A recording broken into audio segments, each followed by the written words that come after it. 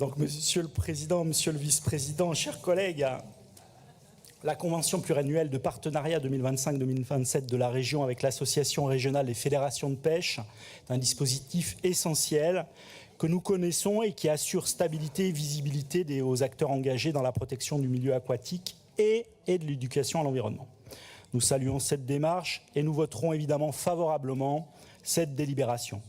Toutefois, nous souhaitons et nous vous proposons qu'elle devienne la règle et non l'exception, car ce type de convention permet une lisibilité opérationnelle pour ces structures et le déploiement de projets qui s'inscrivent dans les temps moyens nécessaires à la transition et à la coopération au service de nos territoires. Face à l'urgence climatique et à l'enjeu de la bifurcation écologique, il est impératif de généraliser ces conventions pluriannuelles de partenariat à d'autres têtes de réseau. Par exemple, celles représentant plusieurs centaines d'associations de protection de la nature et d'éducation à l'environnement, qui sont d'ailleurs réparties sur l'ensemble du territoire régional et qui font là aussi territoire. Nous devons les accompagner. Au moment où, finalement, il y a un dispositif que nous connaissons bien ici, qui s'appelle le dispositif ACT, accompagnement au changement, et plus globalement, lorsqu'on a Neoterra 2 et One Health, nous pensons qu'il faut effectivement accompagner, via des CPO, les conventions pluriannuelles d'objectifs, ces structures.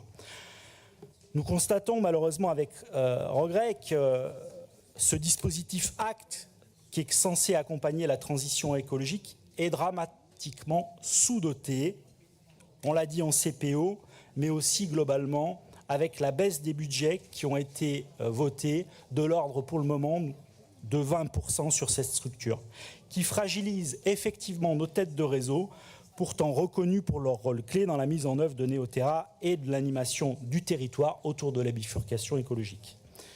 Donc nous risquons de brutaliser, voire de tuer ces structures si nous ne prenons pas à la mesure finalement de l'accompagnement que nous pouvons mettre en œuvre via ces CPO, ces conventions pluriannuelles d'objectifs, pour réussir évidemment la transition et ne pas assécher, parce qu'il y a là aussi un enjeu essentiel, ne pas assécher la démocratie dans nos territoires. Alors une question simple pour finir, Monsieur le Président, Monsieur le Vice-président.